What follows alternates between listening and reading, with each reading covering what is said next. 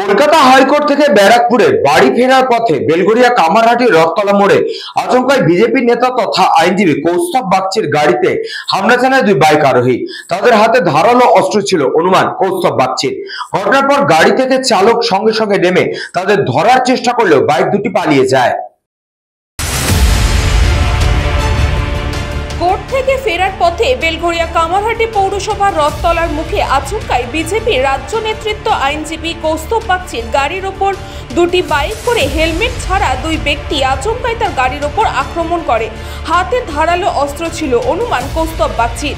গাড়ি থেকে তার ড্রাইভার সঙ্গে সঙ্গে নেমে ধরার চেষ্টা করে, কিন্তু বাইকে দুজনেই পালিয়ে যায়। বেলঘরিয়া থানায় 1 ঘন্টা ধরে অভিযোগ জানানোর জন্য থানায় ডায়েরি করার চেষ্টা করেন, কিন্তু বেলঘরিয়া থানার পক্ষ থেকে কোনো অভিযোগই নেওয়া হয়নি, এমনই দাবি করেন আইনজীবী কৌস্তব বাগচি। সব এই তো কদিন আগে দেখেছেন তো আপনারা, একজন ব্যবসায়ীর গাড়িতে গুলি চললো, আবার এই রথতলা মোড় সে একই জিনিস, আমার গাড়ির উপর হামলা হলো। গোটা রাজ্যটা দুষ্কৃতীদের স্বর্গরাজ্যে পরিণত হচ্ছে। আর মুশকিলটা হচ্ছে পুলিশ সবকিছু দেখেও সবকিছু জেনেও নীরব দর্শকের ভূমিকা পালন করছে। যতক্ষণ পর্যন্ত না অভিযোগ নেওয়া হবে ততক্ষণ পর্যন্ত তিনি বেলঘরিয়া থানার সামনে অনড় দাঁড়িয়ে থাকবেন, এমনই জানান কৌস্তব বাগচি।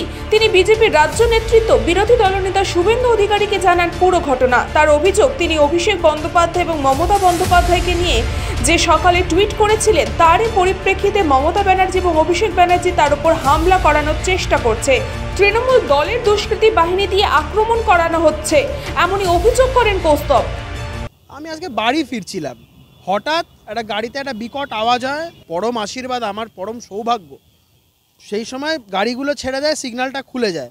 আমার সিকিউরিটি ছিল গাড়িতেও, চিৎকার করাতে দেখলাম দুটো ছেলে হেলমেট ছাড়া অবস্থায়, হাতে ওয়েপেন ছিল, নিয়ে কামারহাটি মিউনিসিপ্যালিটির পাশ দিয়ে তারা একদম খুব উচ্চ স্পিডে তারা পালিয়ে গেল বাঁ দিকে।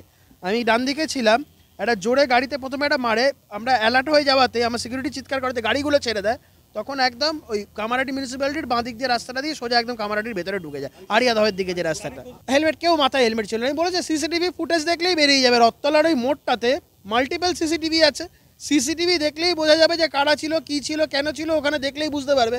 দুর্ভাগ্যের বিষয়, একটা কগনিজেবল অফেন্স, প্রাণঘাতী হামলা, এই ধরনের অভিযোগ নিয়ে আমি বেলঘরিয়া থানাতে এসেছি। জাস্ট মিয়ারলি কমপ্লেনটাকে রিসিভ করে ছেড়ে দিয়েছে, যেখানে FIR under the law, it is a mandate, এটা তারা এফআইআর করতে বাধ্য। সমস্যা হচ্ছে আজকে পুলিশের এই অবস্থা, আজকে বিএনএসএস এর স্পেসিফিক প্রভিশন থাকা সত্ত্বেও এরা এখন এফআইআর করতে চায় না। বলরাম বসুর রিপোর্ট, নিউজ পঙ্গ টাইম।